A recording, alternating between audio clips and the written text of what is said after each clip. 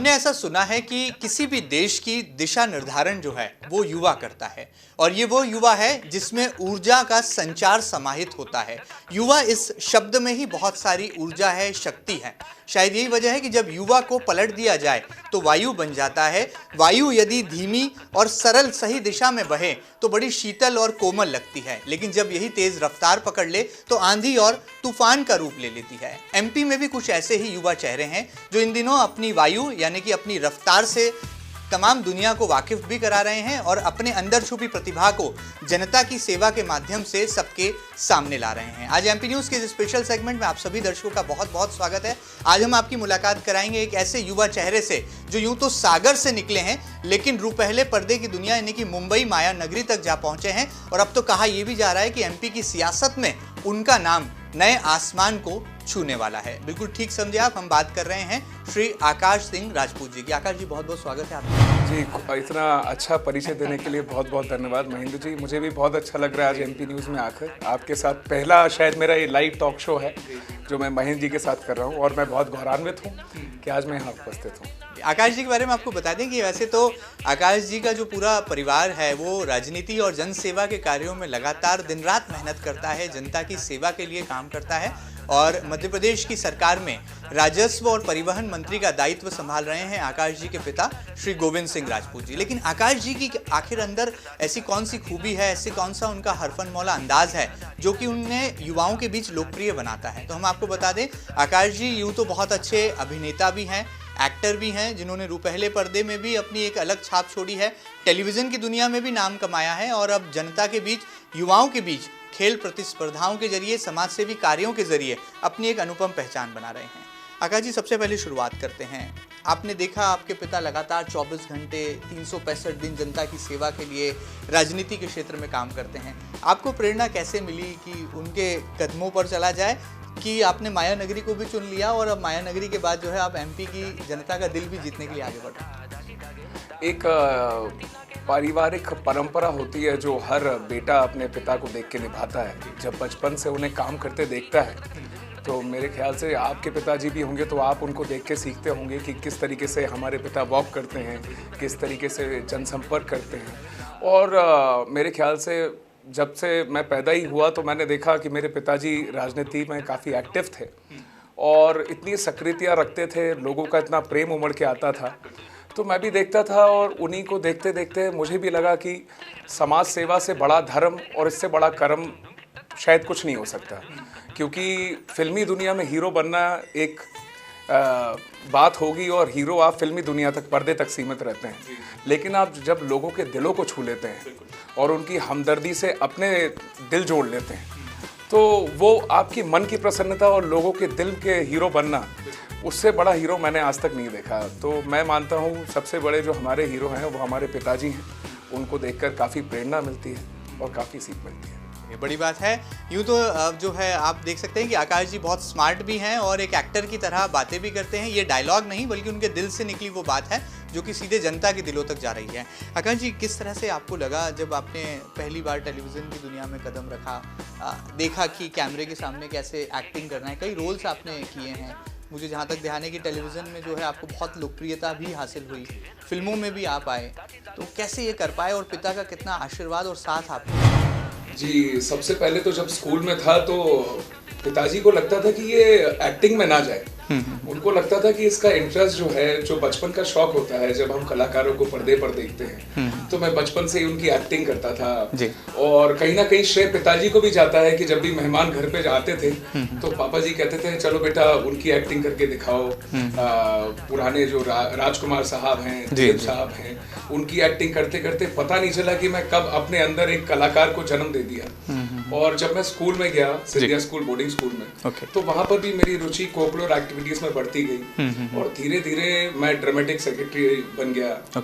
उसी दौरान मुझे लगा कि कलाकारी में अपना एक प्रयास करना चाहिए। हालांकि पिताजी इसके खिलाफ थे, वो नहीं चाहते थे कि मैं इस चीज में आगे बढ़ूं, क्योंकि स्टडीज पे जो फोकस होता है, हर पिता चाहता है कि उसका बेटा पढ़े लिखे और सबसे पहले एक अच्छी डिग्री ले ले ताकि उनका जो भविष्य है वो सिक्योर हो जाए। तो उनका भी मानना बहुत सही था और आज उन्हीं की बदौलत है कि मैंने पहले अपना MBA कंप्लीट किया, उसके बाद मैंने अपना फिल्म इंडस्ट्री में प्रयास किया। ये बहुत बड़ी बात है। आज के इस दौर में देखने में आता है कि पिता जब जब आदर्श भूमिका में होते हैं तो युवा जो है उन्हें अपनी प्रेरणा बना लेते हैं, और कुछ ऐसा ही आकाश जी के जीवन में भी नजर आता है कि उन्होंने अपने पिता के जो तमाम कार्य थे उनको एक प्रेरणा बनाया, पहले अभिनय की दुनिया में नाम कमाया और अब जनता के बीच लोकप्रिय होते चले जा रहे हैं।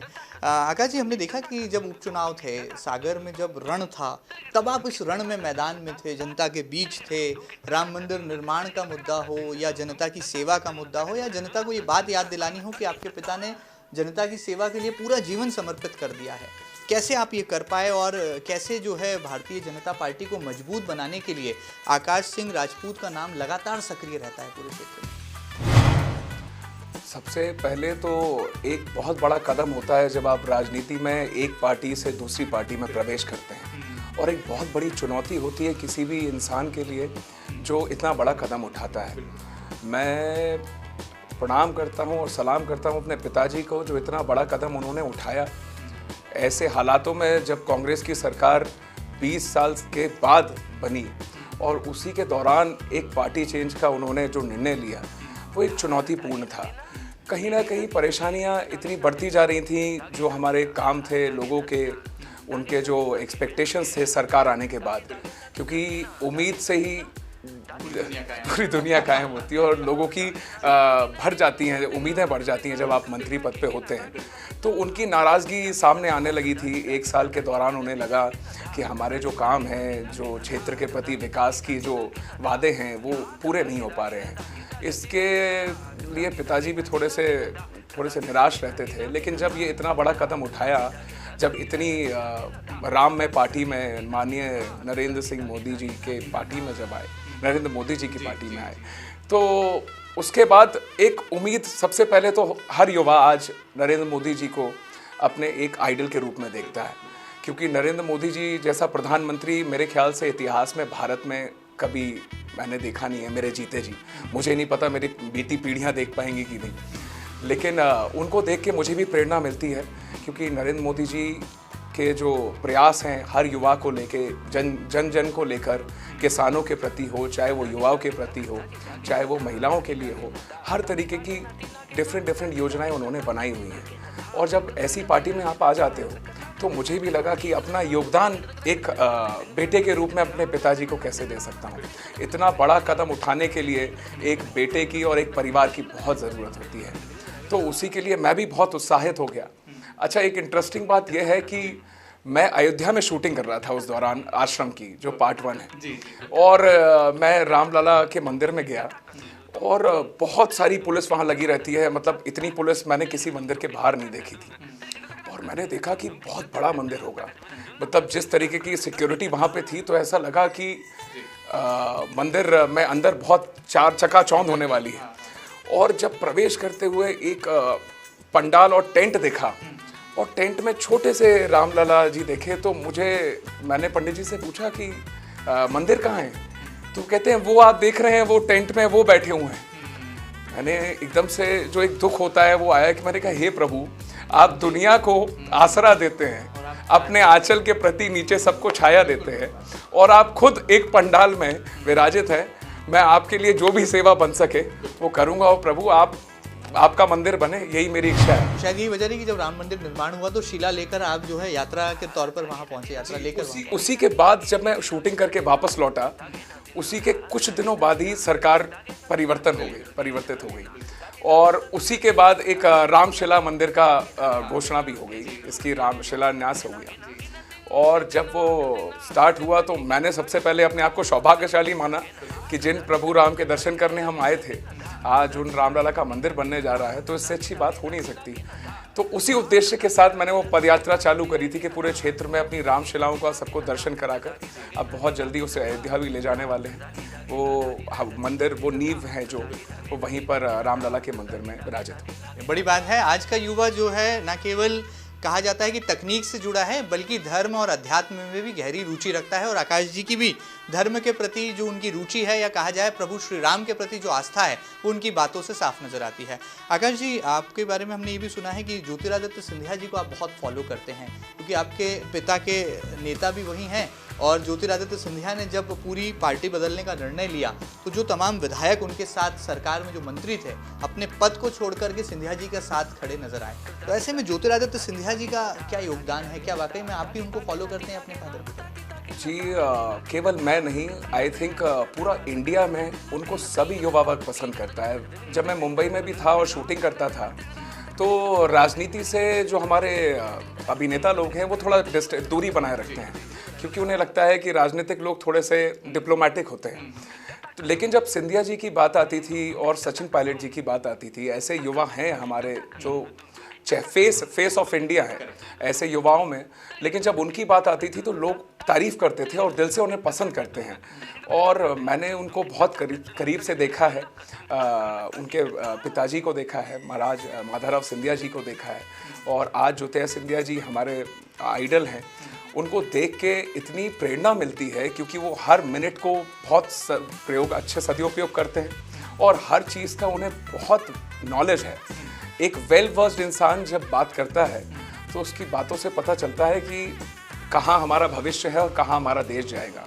तो उनके संरक्षक में काम करना पिताजी के लिए भी प्रेरणादायक है, और पिताजी और उनको देख के मुझे प्रेरणा मिलती है। ये बड़ी बात है। आकाश जी चाहते हैं कि ज्योतिरादित्य सिंधिया जैसे जो तमाम युवा हैं वो आगे आएं और राजनीति में एक नई इबारत भी लिखी जाना चाहिए, मुझे ऐसा लगता है। आकाश जी आगे बढ़ते हैं। आपके बारे में हमने सुना है कि आप बहुत हरफन मौला हैं। आप एक्टर भी हैं, आप सोशल वर्कर भी हैं, आप क्रिकेटर भी हैं, और भविष्य में तो कहा जा रहा है कि आप एमएलए भी हो जाएंगे।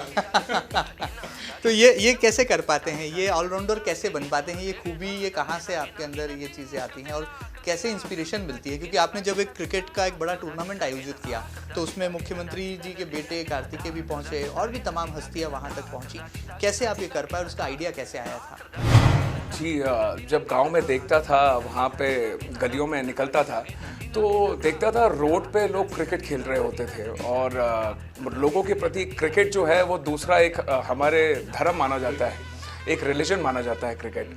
और हर युवा अपना स्कूल के बाहर कुछ बच्चे खेल रहे हैं, कुछ चौक पूर के बना रहे हैं, और वो अपने पुस्तकों से खेल रहे हैं एक बॉल के साथ। तो देख के लगता था कि इनके पास अगर रिसोर्सेज होती और एक मंच होता, एक प्लेटफॉर्म होता जहाँ पे सब मिलके क्रिकेट खेल रहे होते, एक भावना के साथ, एक सुर में, कोई जात और पात हटाकर एक जात में जब आदमी बन जाता है तो वो यही जात है, वो क्रिकेट है। तो हमने सोचा कि क्यों ना ऐसा प्रोग्राम किया जाए हमारी विधानसभा में, जिसमें सब युवागण मिलकर एक मंच पर सब रह सकें और सब क्रिकेट खेलें। तो इसी के साथ शुरुआत थी। ऐसा सोचा नहीं था कि वर्ल्ड रिकॉर्ड बन जाएगा। जब धीरे धीरे टीम्स बढ़ती गई, हर गांव से करीबन 4 से 5 टीम्स आती थी। एक छोटे छोटे गांव से भी, कस्बों से भी, हमारे सभी छोटे वर्ग परिवारों से भी चले आ रहे हैं लोग। तो फिर हमारा प्लान ये भी रहा कि केवल क्रिकेट ही ना खिलाया जाए, साथ साथ बैट और बॉल का डिस्ट्रीब्यूशन भी किया जाए। तो हम लोगों ने 2-2 बैट्स और 2-2 बॉल्स भी डिस्ट्रीब्यूट किए, ताकि इन लोगों का क्रिकेट जो है एक खेल भावना के साथ चलते रहना चाहिए। और धीरे धीरे मैं यूं ही चला था जानिबे मंजिल, मगर लोग साथ आते गए और कारवा बनता गया। तो यही टीम्स बढ़ते बढ़ते 430 टीम तक पहुंच गई, और पता चला कि वर्ल्ड रिकॉर्ड बन गया है। तो लास्ट जो रिकॉर्ड था, मैंने सर्च मारा था, वो गुजरात का था, कहीं 200 टीम्स थी।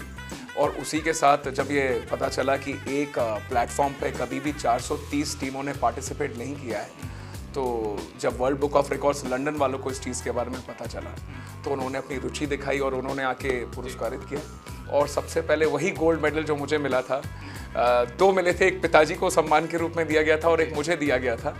जो मेरा मेडल था मैंने कार्तिकेय जी को उपहार में दिया, क्योंकि वो आए, मैं बहुत अच्छा लगा, और उसी के दोस्ती के रूप में मैंने उन्हें वो मेडल पुरस्कार के रूप में दिया। और पिताजी ने जो मेडल मुझे दिया वो मैंने जाके माँ के गले में डाल दिया। मैंने कहा माँ तेरी वजह से आज मैं हूँ, वही सब कुछ है, तू है तो जहाँ है, बाकी सब तो मोह माया है। क्या बात है, चलिए बड़ी बात है। जीवन में ऐसा कहा गया है कि मिशन भी होना जरूरी है और विजन भी होना जरूरी है। आकाश जी की बातों से यही बात अभिव्यक्त होती है कि उनके पास विजन भी है और एक लंबा मिशन भी है। शायद यही वजह है कि जो तमाम युवाओं की फौज है वो आकाश जी के पीछे कदमताल करती नजर आती है। आकाश जी, अगला लक्ष्य क्या है? क्या ये माना जाए कि हम भविष्य के किसी एमएलए से बात कर रहे हैं? ये माना जाए एक ऐसे सोशल एक्टिविस्ट से बात कर रहे हैं जो आने वाले दिनों में भारतीय जनता पार्टी की पृष्ठभूमि से चूंकि आप आते हैं तो बीजेपी में एक नए नेतृत्व के तौर पर आप उभर सकते हैं? जी, राजनीति कोई करियर नहीं है जिसे आप पाना चाहते हैं।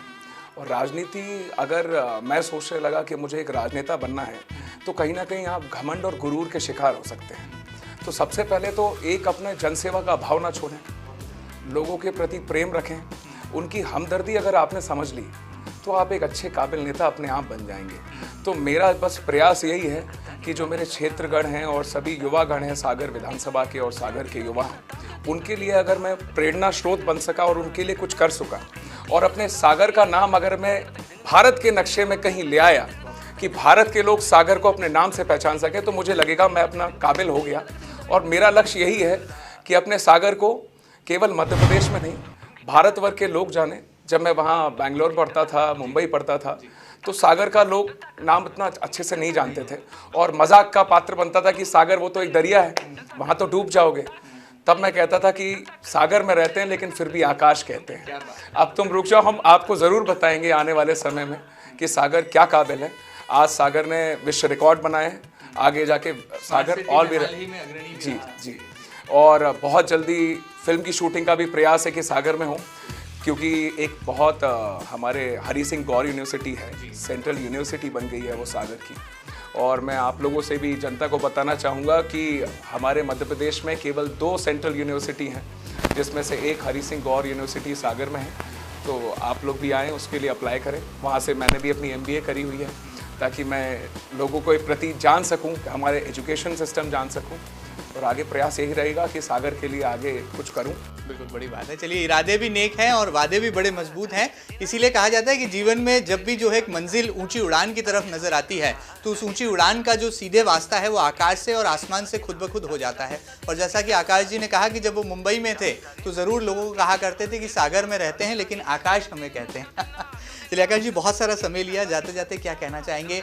जिस तरह से जो आपके पिता हैं वो मध्य प्रदेश की सरकार में कैबिनेट मंत्री हैं, बड़ी जिम्मेदारियां हैं, 2 बड़े मंत्रालय उनके पास हैं, किस तरह से उनके काम में हाथ बटा पाते हैं? और यदि भविष्य में आपकी पार्टी ने आपको मौका दिया तो क्या पूरी तरह से तैयार हैं आप जनता की सेवा के लिए, युवाओं की नेतृत्व के लिए? मैं अपने पिताजी को आज भी देखता हूँ, हालांकि मैं उन्हें आज भी अपना बड़ा भाई मानता हूँ। वो आज भी युवा नेता हैं, हालांकि उनकी उम्र जितनी भी हो लेकिन मैं उन्हें युवा के रूप में ही देखता हूँ। पिता के काम को देखता हूँ, आज उनके पास पूरे मध्य प्रदेश का प्रभार है। तो इतने व्यस्त हो जाते हैं पूरे मध्य प्रदेश में, तो क्षेत्र के जितने भी लोग हैं उनकी सुनवाई थोड़ा बहुत हमारे परिवार में मेरे बड़े पिताजी हैं हीरा सिंह राजपूत जी और उनके सुपुत्र लोग भी हैं, तो साथ में मिलकर सब लोग जितना क्षेत्र की जनता को समय दे सकते हैं उतना देते हैं। आगे प्रयास ये रहेगा कि जब मौका मिलेगा वो ऊपर वाले के हाथ है। एक कहावत है जिसे मैं मानता हूँ कि तेरी किस्मत से लिखा तो उससे कोई नहीं छीन सकता। क्या बात है? तेरी किस्मत से लिखा तो उससे कोई नहीं छीन सकता, अगर हो जाए उसकी कृपा तो तुझे वो भी मिलेगा जो तेरा हो नहीं सकता। बहुत बड़ी बात। इसलिए तू करता रहे बंदे, तू ज्यादा मत सोच। मेरा वही है, मैं सोचता कम हूँ, करता ज्यादा हूँ। और आज मैं जीता हूँ वो ज्यादा प्रसन्नता देता है। जब आप भविष्य को और अपने बीते अतीत को याद करते हैं तो मायूसी ज्यादा होती है। बिल्कुल ठीक बात है। आज में जिएंगे तो खुश रहेंगे, उसी खुशम मिजाज के साथ जो आप हरफन मौला बोलते हैं वैसे ही हरफन मौला जिंदगी जी रहा हूँ। और ये कारवां इसी तरह से रफ्तार पकड़ता रहेगा और आप इसी तरह से काम करते रहेंगे। चलिए, बहुत बड़ी बात है। वैसे भी शास्त्रों में लिखा है कर्मणे वाधिकारस्ते मा फलेषु कदाचन। हमें केवल अपने कर्म पर जो है अपना ध्यान केंद्रित रखना होता है, क्योंकि फल जो है वो देने वाला ईश्वर है और जब वो देता है तो कहा यह भी जाता है कि छप्पर फाड़ के देता है। बहरहाल आकाश सिंह राजपूत जैसे जो तमाम युवा चेहरे हैं वो मध्य प्रदेश में न केवल सियासत की एक नई संभावनाएं हैं बल्कि सही मायने में क्या युवा सोचता है, युवाओं की क्या समस्याएं हैं और किस तरह से एक युवा जो है पूरे के पूरे देश की दिशा निर्धारण कर सकता है, ऐसे तमाम फैसले लेने की क्रांतिकारी सोच भी रखता है। आकाश सिंह राजपूत के व्यक्तित्व में यूँ तो बहुत सारी खूबियां हैं, लेकिन समय कम पड़ जाएगा, इसलिए हमने बहुत सारी बातों को जो है बहुत शॉर्टकट अंदाज में जानने समझने की कोशिश की और उम्मीद करते हैं कि आकाश सिंह राजपूत जिस नेक इरादे और जिस नेक लक्ष्य के साथ आगे बढ़ रहे हैं वो इसी तरह से बदस्तूर आगे बढ़ते रहेंगे। अपने परिवार का नाम, सागर का नाम जरूर से रोशन करेंगे, ताकि मध्य प्रदेश जो कि भारत का दिल कहा जाता है, ये दिल की धड़कन भारत में इसी तरह से रफ्तार पकड़ती रहे। जाते जाते मैं मध्य प्रदेश न्यूज को भी बहुत बहुत बधाई देता हूँ और मध्य प्रदेश का न्यूज का जो नाम है वो भी हमारी धड़कन में बसता है। मैं उनको भी बहुत बधाई देता हूँ, सभी क्रू मेंबर्स को भी कि आप लोग मध्य प्रदेश न्यूज में हमसे जुड़े, उसके लिए बहुत बहुत धन्यवाद। महेंद्र जी भी एक जमीनी स्तर के रिपोर्टर हुआ करते थे जब इनिशियल स्टार्टिंग करी थी, आज उनको देखता हूँ, ये भी हमारे प्रेरणा स्रोत हैं। आज इस हिसाब से इनका स्टूडियो डेवलप है, एमपी न्यूज ने अपना नाम कमाया है, उसके लिए आपको बहुत बहुत थैंक यू सो मच आकाश जी। आपने बहुत सारा वक्त दिया, अपने दिल की बात आपने एमपी के युवाओं तक, एमपी की जनता तक पहुंचाई। उम्मीद करते हैं कि आपको एक खास कार्यक्रम जरूर पसंद आया होगा। ताज़ा तरीन खबरों के लिए कहीं मत जाइएगा, लगातार बने रहिएगा आपके अपने न्यूज चैनल एमपी न्यूज के साथ। फिलहाल दीजिए इजाजत, नमस्कार।